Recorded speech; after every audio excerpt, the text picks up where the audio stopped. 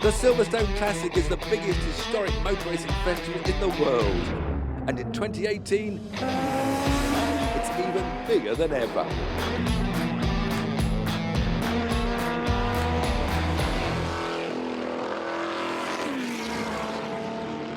Welcome to the 2018 Silverstone Classic. And this is no ordinary car show. This is a place where you can indulge in your dreams and fantasies and get up close to some truly amazing machinery. Some of the cars are on display while others will be battling it out around the full Grand Prix circuit, exactly how they were meant to be used. Lou and I will be getting behind the scenes of this amazing event. We'll be celebrating a few special anniversaries along the way and tracking down a few familiar faces in and around the paddock.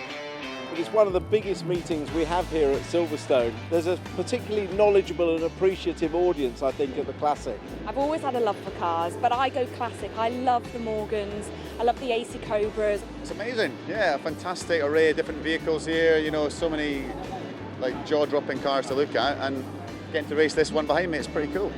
If you were the motoring equivalent of a transporter, this is the place to be. Silverstone first opened its gates as a racetrack back in 1948, making this its 70th anniversary. A race was held that year for Grand Prix cars and won by Luigi Villaraci in a Maserati. 2 years later, the first ever round of the World Formula One Championship, as we know it today, was held right here. And the rest, as they say, is history. Jeremy, what can you tell us about the Royal Automobile Club's role in organising the British Grand Prix? If you go back to the involvement which the club had in putting the Grand Prix together in 1948 was immense. After the war, there wasn't much appetite to, I suppose, build a purpose-built circuit, and so we went back to Brooklands, we went back to Donington, we went back to Crystal Palace, and none of them were in great shape. And so we found Silverstone, and 2.5 months later, the gates opened. 100,000 people came to the Grand Prix. In fact, there was lots of chaos because the perimeter roads weren't secure. Not only were people coming through the fences, but so many people came through the gate, there wasn't enough people to take the money. And those days, it was 30 shillings. John, we're at the Silverstone Classic celebrating 70 years of this great track, and one that has very, very fond memories for you. Well, 70 years. I was 2 years old when the first Formula One race, first motor race, actually took place here at Silverstone. I was very lucky, Tiff. You know, very few British drivers get to win their home Grand Prix, and I was the recipient of that award in 1981. So it holds very precious memories for me as a Grand Prix driver. But here this weekend, the reason I'm here is because I've got a 46-year-old girlfriend who's motor racing nuts. She dragged me along to Silverstone Classic, and I have to say I'm delighted because it's a fantastic weekend.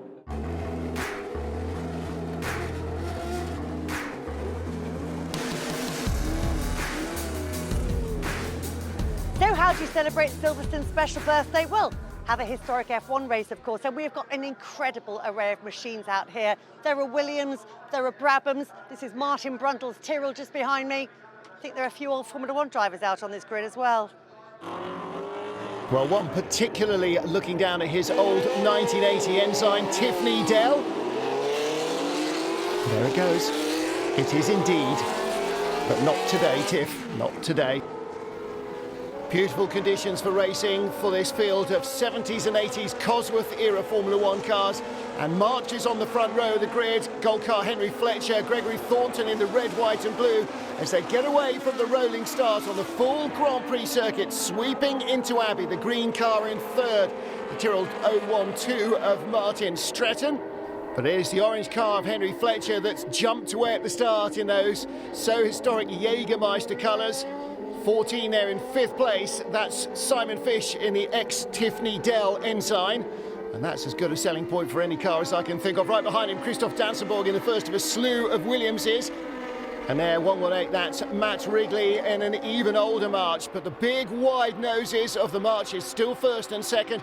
Much more up-to-date looking cars behind. Christoph Dansenborg dives down the inside, picks up 2 places. So he's through into fourth. In the Benetton livery, Tyrrell Martin Stretton in third, piling the pressure on Gregory Thornton. And around the outside, another Williams FW07C. That's Nick Padmore in car number 6.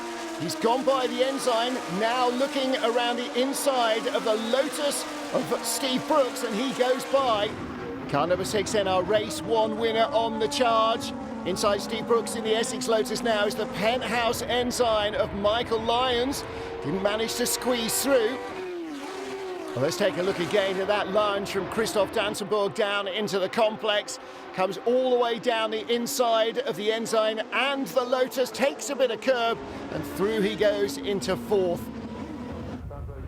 Battle on the hanger straight for 3rd place. The green Benetton Tyrrell has got a Williams in either mirror. Which one is Martin Stretton defending? Well, both. Nick Padmore went by Christoph Dansenburg. Up into 4th position now in the number 6 Williams FW07C. Dansenburg on the dirt there. Got to avoid doing that under braking, or you'll lose the tail of the car. Well, the FWOC, one of Williams' most successful builds ever, really brought them to prominence. Martin Stretton having a little look at the 2nd place march of Gregory Thornton, the first national red, white and blue car, but he can't get through there, and Stretton is really under pressure. The 2 Fleet Light 76 era marches are holding off the more modern cars. Oh, a little contact there.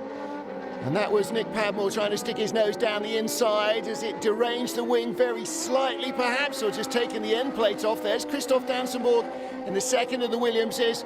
Right behind him now is Michael Lyons in the Hesketh 308E, the last version of the Hesketh. He looks down the inside. Around the outside goes Nick Padmore for 3rd and for 2nd. What a move. Fantastic stuff from Nick Padmore. He's up into 2nd place. Martin Stretton down to 4th in the Tyrrell, and behind him all over the curves is Michael Lyons in the older Hesketh.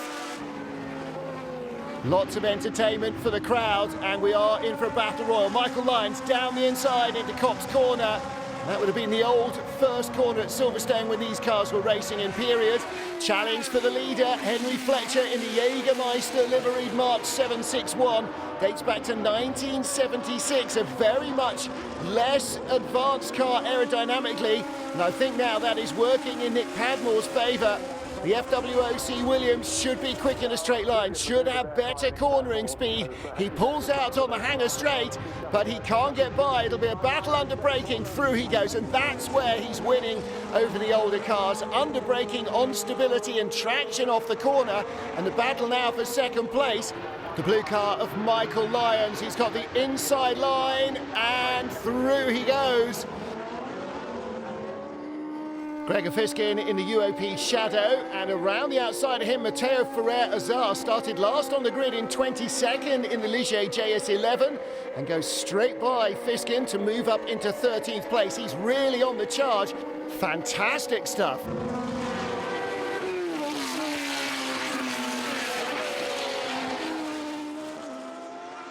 This is the battle of 3rd place now. Final podium spot, Christoph Dansenburg in the Williams. And behind him, the Tyrrell 012 of Martin Stretton. The Williams in period, one of the ground effect cars, so brutal on the drivers. Alan Jones complained bitterly to Frank Williams about the ride. Williams said, right, well, you can sit on your wallet then. Jones said, well, you better give me something to put in it.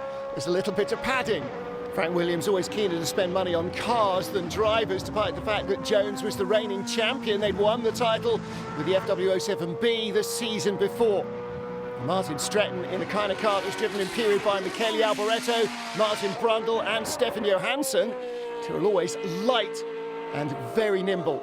Out front, Nick Padmore romping away with this one, the winner of the first race, and he is really on top of the car as well.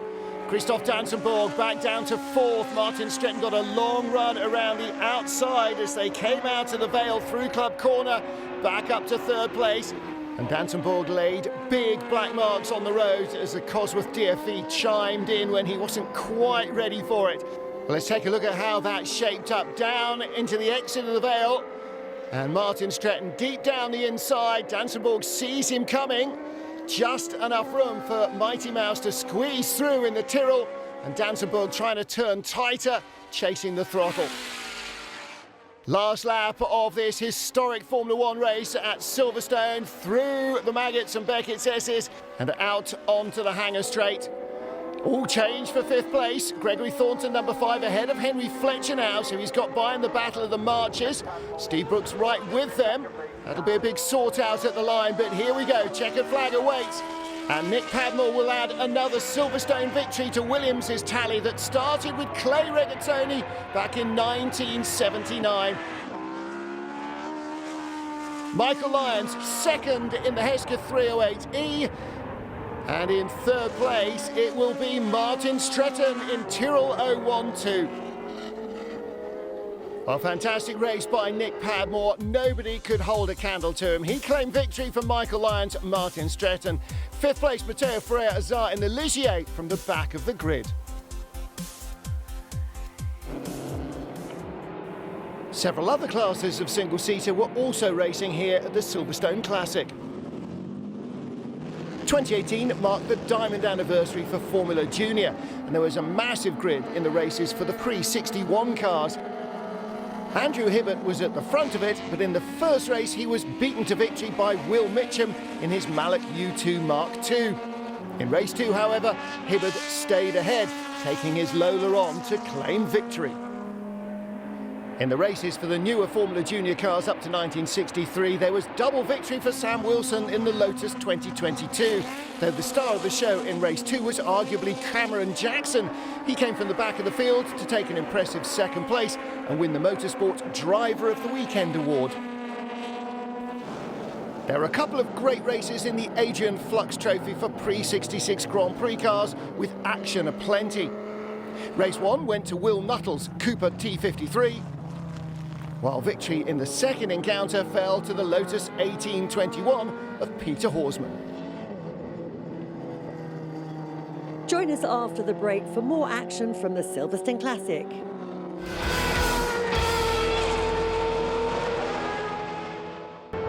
The Silverstone Classic is so vast, and with so much to do, we thought we'd get out and explore. Come on. I'll walk then. If you love the smell of burning rubber, then check out all the action on the streetcar shootout. You don't need to go far to find a classic car here. There are over 10,000 of them representing just about every model you can think of, all lined up, waiting to be admired. You need to keep your eyes peeled for anything that's happening above. It may be quiet on the track, but there are aerobatic displays as well.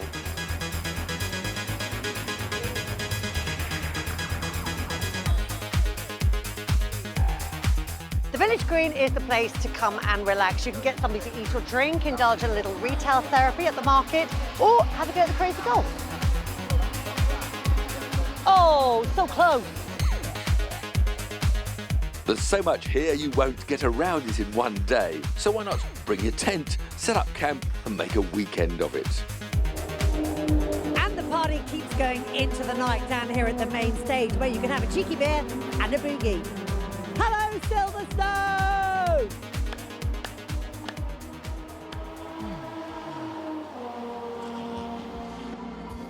The concerts at the Silverstone Classic are always popular. Friday night was a chance to get your groove on with Soul to Soul.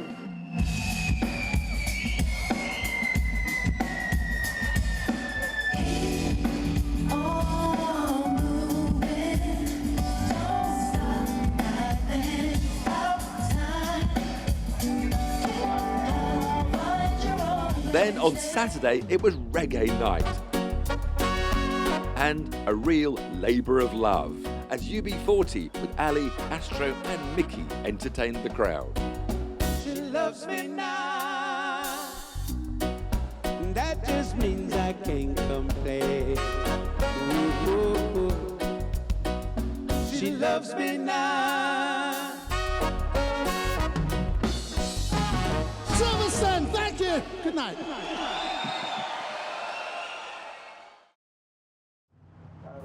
As ever here at the Silverstone Classic, there were plenty of celebration events.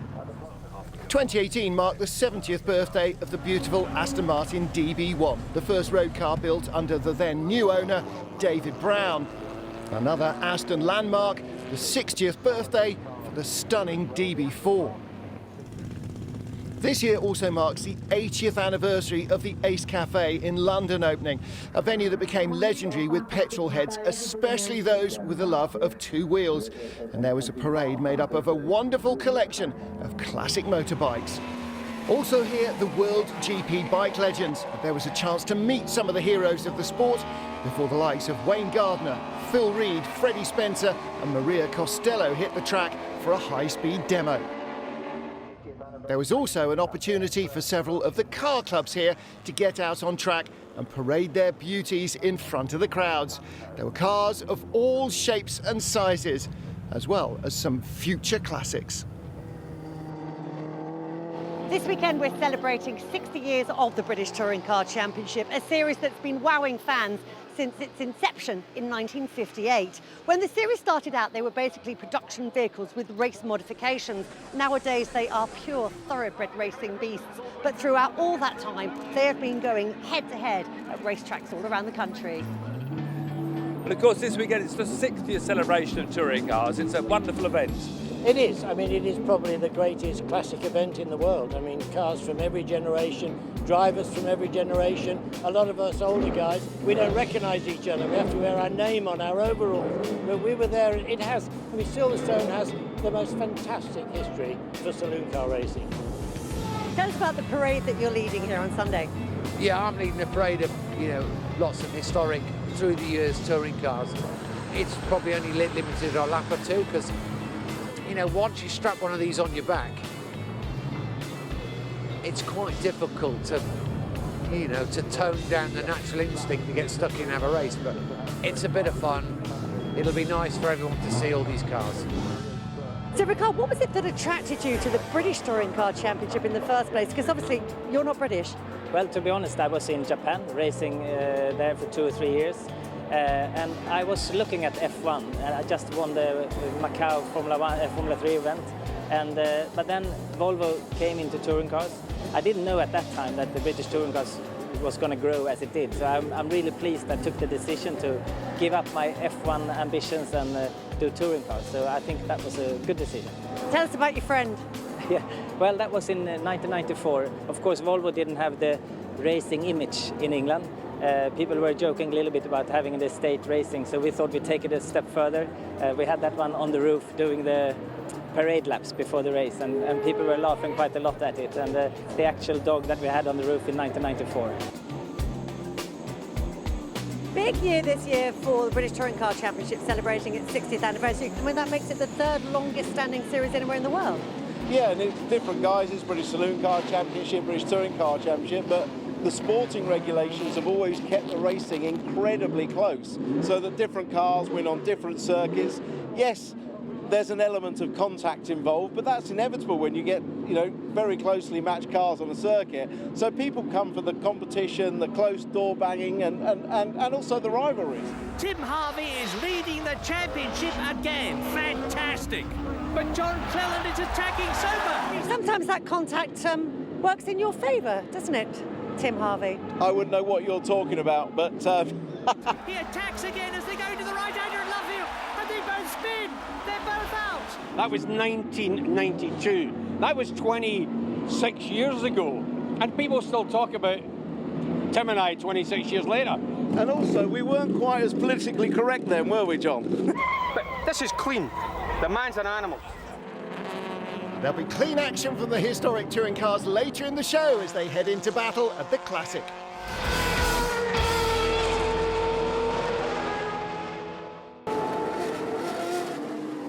At the Silverstone Classic, there are so many gorgeous cars to admire, but it's only here at the auction you could actually end up buying one, and there are so many beauties to tempt you. And here is a lovely example. Back in the late 1980s, the Group A Sierra Cosworth was the beast to beat in touring cars. And if you could have spared £230,000, you could bag yourself this one, as driven by Andy Rouse in the 1988 championship. Lovely, isn't it? But the star of the show is this 1958 Mercedes 300 SL Roadster. Only 1,600 of these cars were ever made. This one has been owned for the last 20 years by a British racing driver. Nobody will give me his name, but whoever he is, he's a very lucky man because this is a beautiful car. And these cars are so rare. That's why they can fetch over £1 million when they go under the hammer. Here at the Classic, there are always some familiar faces around the paddock.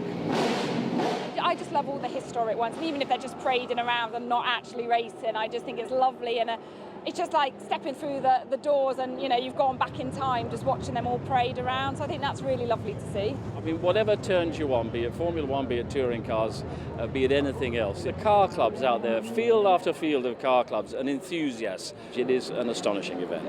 For me, this is my world. Somebody said to me the other day, is that all you know to talk about cars? And I'm going to be honest with you, Louise. If you give me a lawnmower, I can't cut your grass. Give me a wooden shelf and I can't put it up for you. But give me a car and I can rebuild it for you. All I know is cars. Back in the 1970s and 80s, it was the likes of the Sierra Cosworth and these Capris that were doing battles in touring cars. Several decades later, they're still at it.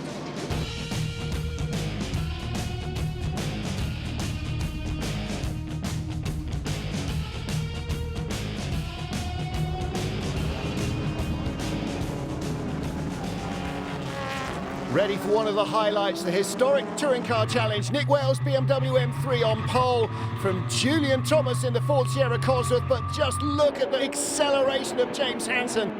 The broad-speed Jaguar XJ12 unleashing all its horsepower that used to fry its tyres. Nick Wales in the lighter BMW with a 4-cylinder engine struggling, but contact further back. Rover M3 Camaro. That's giving you a flavour of the action. Nick Wales in front. In second is Phil Hansen in the broad-speed Jag. And in the ex-Andy Rouse Sierra, Julian Thomas rides the curb ahead of Capri RS 2600. The Warsteiner BMW getting shuffled back down the order. So James Hansen, where the Jaguar works best on the long, fast straights at Silverstone, but the lighter BMW nimble on the brakes, braking later. The Jag slots into second. Escort Mark II and Mark I ganging up on the BMW M3 there in the middle of the top 10. Fantastic racing from a variety of different eras here as the cars go wheel to wheel on the Silverstone Grand Prix circuit. Challenge for the lead from James Hansen, surely, yes, dives down the inside into Cox Corner. Don't need quite so much braking there, but busy hands as he shuffles the Jag through. Nick Wales sharing the BMW that he raced in period ahead of the ex-Andy Rouse Ford Sierra Cosworth in third place. Let's take a look at the run down to the first corner as the Jag gets into the lead. It's door handle to door handle behind. A little too close for comfort. And the Hepalite Rover and the M3 make contact.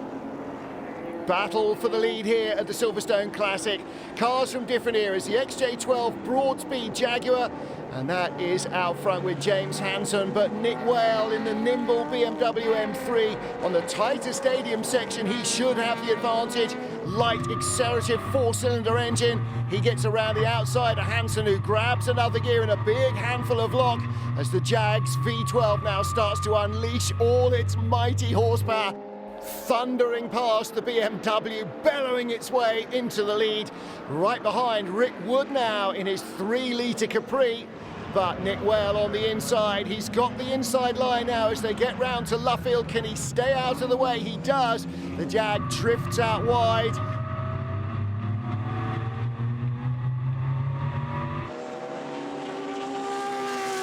And that gorgeous Jaguar interior. Just look at the veneer on the dashboard. Very familiar with guests of honour David Hobbs and John Fitzpatrick here at Silverstone. They drove this car in period, and they will be relishing watching this battle for the lead from the outside as much as Phil Hansen and Nick Wales are from the inside. And it's allowed Rick Wood to catch as well. He's getting his nose in on the action as well, trying to go the long way around the outside. Maggots into the Beckett Sessions. That's not going to work. Battle of the Rover SD1s for 15th. Bellowing V8, 3.5 litres, little bit of contact here. On board with Andrew Bruce, who shares this car with Tim Harvey. Charlie Williams started the car in front. He's sharing that with Chris. James Hansen still leads the race in the Jag from Nick Whale. The Jag really at home on the faster sections from Copse Corner round to the new pits. But in the tighter new part of the track, it's the BMW. This homologation special, its 2.5 litre 4-cylinder engine has got the legs on the big 5.2 litre V12 Jag.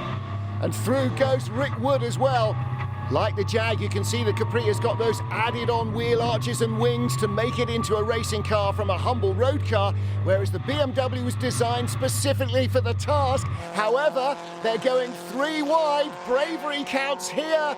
Nick Whale, bravest on the brakes, hangs on to the lead, but back up into second, James Hansen in the Jag.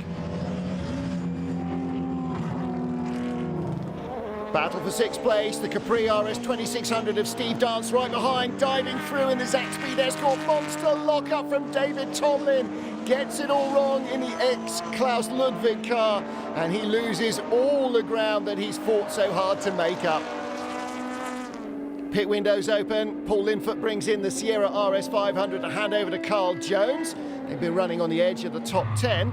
Here's how the leaders changed. Rick Wood going through in the Capri with the BMW in the pits. He's the new leader. Harry Whale in the family BMW M3. He's got company though from Aaron Moulton-Smith in the number 10 BMW M3. Last of our top runners to stop is the Jag, little bit held up on the way out of the pit lane, and that might cost him precious time. Still trying to battle for a podium, checks the mirror, and right behind is Rick Wood in the Capri, gives him a little wave, and through goes Rick Wood. Now that puts him in third behind this battle.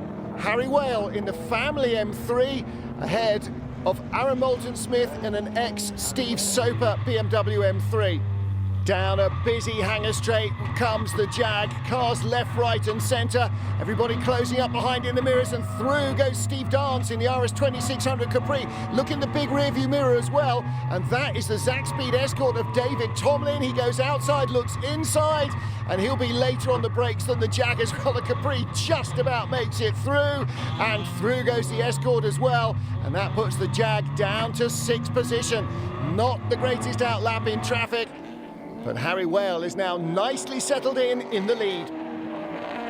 Battle for 4th place, Steve Dance in the RS 2600 Capri, and David Tomlin in the Zack Speed Escort RS 1800. And the RS 1800 looks like it's the quicker of the two, but that 2600 Cologne V6 developed by Cosworth for the European Touring Car Championship really hauls down the long, fast straights. Look at the way the RS 1800 can't quite handle the power, and again, losing out.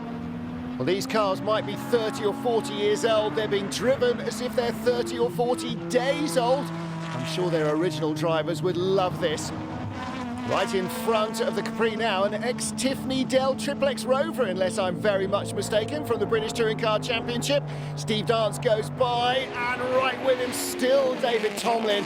This is cracking racing from two different eras of Fords, when Ford and BMW especially were hugely influential in the European Touring Car Championship. They really saw it as a way of promoting the brand.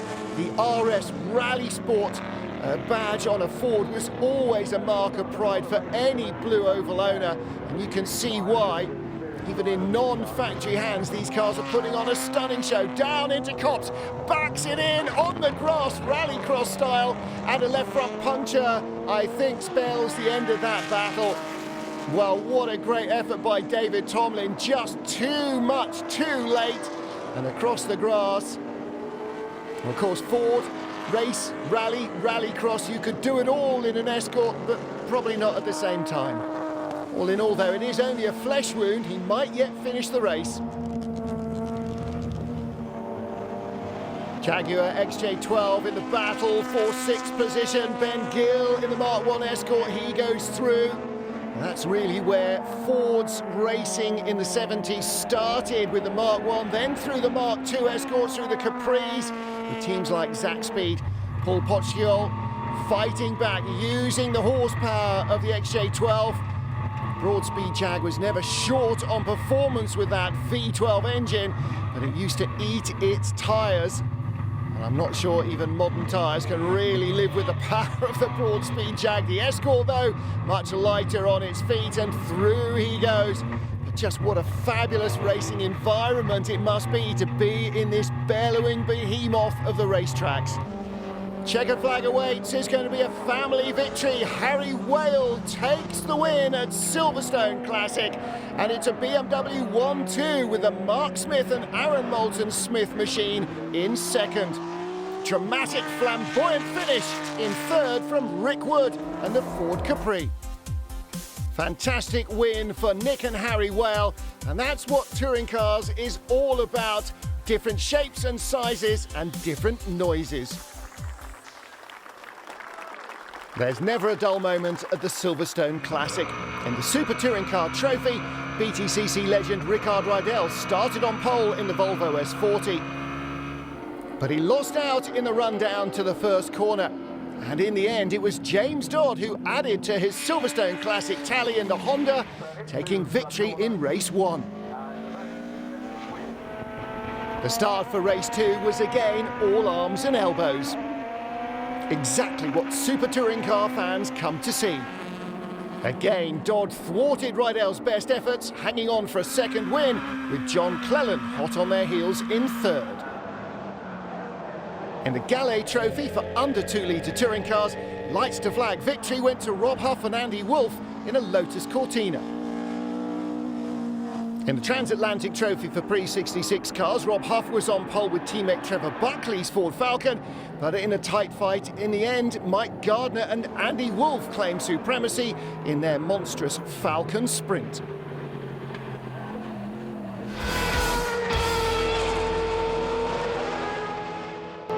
Back on the track for the Saturday evening, there are 3 sports car races being run as a tribute to the Daytona 24-hour race. A race that saw a famous Ferrari 1-2-3 finish in 1967 and led to their next model, the 365 GTB4, to be nicknamed the Daytona. Endurance racing is a very different discipline to sprint racing, creating new challenges for both teams and drivers. When I was a kid, I really wanted to win Le Mans more than anything. And of course, in my day, when I first started endurance racing, there was a distinct knack. And you had to be very careful. You had to be very careful of the brakes, you had to be very careful of the transmissions, and of course the engine. So those nuances of old-time long-distance racing have gone. And each driver, when he jumps in the car, he's fresh, new overalls. I mean, I wore the same overall from Friday afternoon till Saturday night. By the time I got home to the hotel on Sunday night, it was a bit smelly. But these guys all get new uniforms. It's very, very different. But in those days, there was a lot of nuance to driving long-distance races. So Chris, first ever visit to the Silverstone Classic. What do you reckon? Pretty cool, isn't it? It's amazing. Yeah, a fantastic array of different vehicles here. You know, so many like jaw-dropping cars to look at, and getting to race this one behind me, it's pretty cool. What's the car like?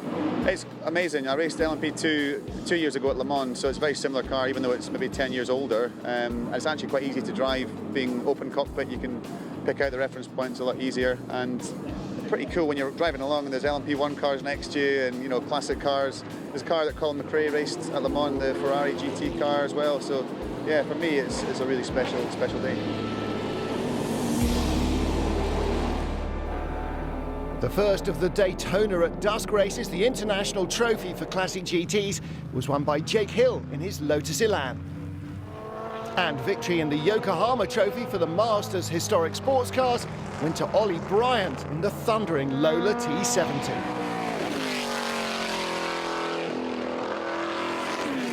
The last of the Daytona at Dusk races features the most modern machinery to be seen here at the Silverstone Classic, the Masters Endurance Legends, for prototypes and GT cars, including this Lola Mazda that ran the American Le Mans Series in 2012, a Dallara Judd that raced at Le Mans in 2004 and 2005, and a Peugeot 908, just like the one that won Le Mans in 2009.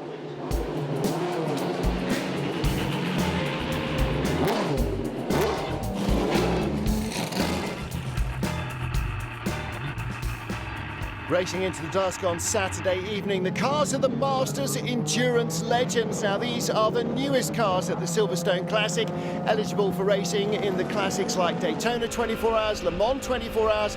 Prototypes and GT cars are on board with Martin Short at the start. Away we go. This is a car that Short himself raced at Le Mans a couple of times. Short with the blue and green holds off the Peugeot 908 diesel. Around the outside goes the Lola Aston Martin. And we're a little further back in the LMP2 Courage from Mike Furness. He started in 8th place. The race leader, white and blue, the Lola Mazda, ex-Dyson Racing from the IMSA Championship. That's Steve Tandy ahead of Michael Lyons in the LMP2 Orica. Behind the Audi are the GT leaders, Nick Leventis in the black Aston. He's the leader from Steve Zacchia's Ferrari 550 Maranello. On board with Tom Kimber-Smith in his Aston Martin Vantage. Sequential gear shift, look at the Ferrari. Trying to go down the inside into the complex. Same here for second place. Michael Lyons trying to get inside Steve Tandy. Martin Short, who retired from professional racing a little over a year ago, back in his old car for fun. Lola Aston up to 4th position. And that is Christoph Dansenborg. On board with Short, got a great run down the old pit straight. Through into second place as he turns into Copse Corner. A little bit of damage on the front of Michael Lyons' Orica LMP2 car. That might leave him susceptible to attack from the P1 cars behind. The Mazda Rotary and the Dyson car has been damaged, the leader. So there was clearly contact there. Martin Short in second place, now in hunt him down mode.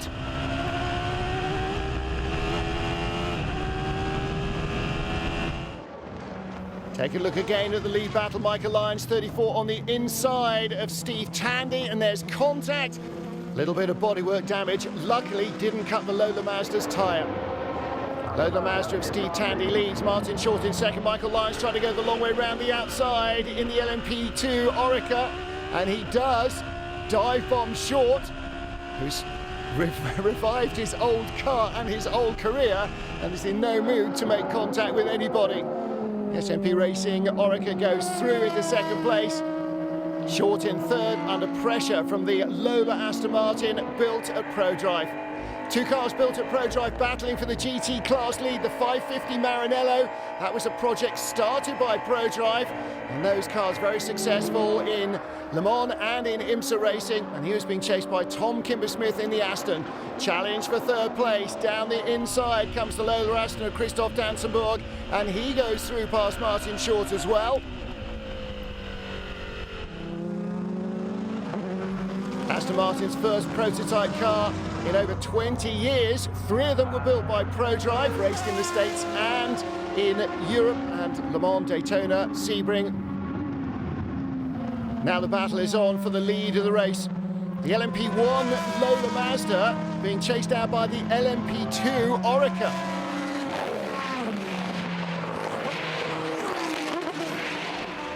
On board with Mike Furness, right in front of him, the man who started a row behind him on the grid. That's American Travis Engen in an Audi R8 LMP1. Still Alan McNish's favourite Audi of them all, with which he won one of his 3 Le Mans victories. That's not a Le Mans winner, but look at the way it just picks up and goes. Michael Lyons really setting into the task of trying to get by Steve Tandy. These cars both from the same vintage, 2012 built cars. The Lola built in Huntingdon in England, and the Orica built at Le Mans, and they were in different classes, LMP1 and LMP2. The Lola LMP1 Coupe came with a variety of different engines, but Dyson Racing true to the Mazda engine in the States, with which they were very successful. And right behind the LMP2 Orica. Orica, of course, run by Ugo Schoenack, and still very much in the car building business. Great lunge by Michael Lyons through on the inside into Village. Lyons knows the car well, but he knows this track well, and that's having a big advantage. Ferrari F40 in front from the early days of GT Series. And now look, the challenge is on for second place. Here comes Christoph Dansenborg, the Belgian driver in the Lola Aston, down the inside of Steve Tandy, and he goes through. Martin Short in 4th, with the Peugeot 908 diesel behind. And Peugeot's 908 diesel suffered a couple of years at the hands of Audi, but then went on to win Le Mans in its turn. A phenomenal looking machine. Trouble for Canadian Keith Freesia in his Formula 1 Orica. this car, an old LMP2 chassis developed to take a 6.2 Corvette motor. Oh, he was trying to nip up the inside of Steve Zacchia in the Ferrari. Mandatory pit stops in is the race leader Steve Tandy in the Lola Mazda. And here is Mike Furness. On the right-hand side there, Chris Hoy, who's raced in British GT and at Le Mans. He'll be doing the second race in this car. Each of the cars get 2 races. Steve Tandy's name added to those of Chris Dyson and Guy Smith, who drove the car in period for the Dyson engineering team, small family-run team from Poughkeepsie, New York. Michael Lyons now the race leader in the SMP Oreca. On board with our GT leader, Tom Kimber-Smith. Headlights behind are from Michael Lyons, and this is familiar to any prototype racer having to lap GT cars. See him flashing the headlights. Lyons lunges down into the inside, into Abbey, and with all the aero grip through he goes. Tom Kimber-Smith making sure there was plenty of room. These cars are too valuable now to go knocking the doors off each other. Beautiful night for racing at Silverstone. Michael Lyons leading the race as one of the most experienced drivers in the field. He will serve a longer mandatory stop, so he's trying to build his gap. Up behind Stephen Reed in one of the last Ferrari F40 Evolutions. That car dates to as recently as 1995, so gets into this class by the skin of its teeth. Into the pits, Michael Lyons, and he will have to serve the longest stop in the field. Now, has he built enough of an advantage? Martin Short racing on, and the Lola Aston in his sights. And this is going to be a punishing wait for Michael Lyons, no question about it. Steve Tandy in the Lola Mazda, the Dyson racing car back in front. And the question is, can Michael Lyons run him down and catch him now? Lyons away, but he'll have to worry about Christoph Danzenborg and this man, Martin Short, as well. Look at that, what a great sight. Beautiful sunset and the Silverstone Grand Prix circuit on which to play, but traffic in front. There's the Lola Aston. So this the battle for second, very close as they go by Mike Furness in the LMP2 car. He's got a lap down right in front though. That's James Cottingham's 550 Maranello, and he is now the GT class leader, the Ferrari dealer in what else, a Ferrari? And through go the Lola Aston and the Dallara. Martin Short with the Dallara Judd. And the V12 Aston Martin in the back of the Lola chassis in front of him. Through goes the Peugeot. So that is now on the attack in 4th position. Michael Lyons down to 5th place, leaving the pit in his LMP2 Oreca. Well, he stayed out as long as he could, Michael Lyons, to try and build enough of an advantage. There wasn't enough gap, and there's not enough time left for him to catch the front runners back up. Last few corners for Steve Tandy. The Lola Mazda is going to claim victory at Silverstone. There's a phrase you wouldn't say in period.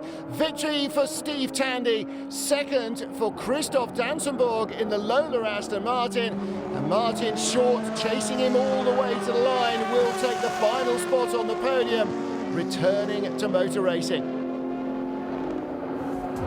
A fantastic end to a fantastic day at Silverstone. GT victory went to James Cottingham's Ferrari 550 Maranello, but Steve Tandy ruled the roost in the ex-Dyson Racing Lola Mazda.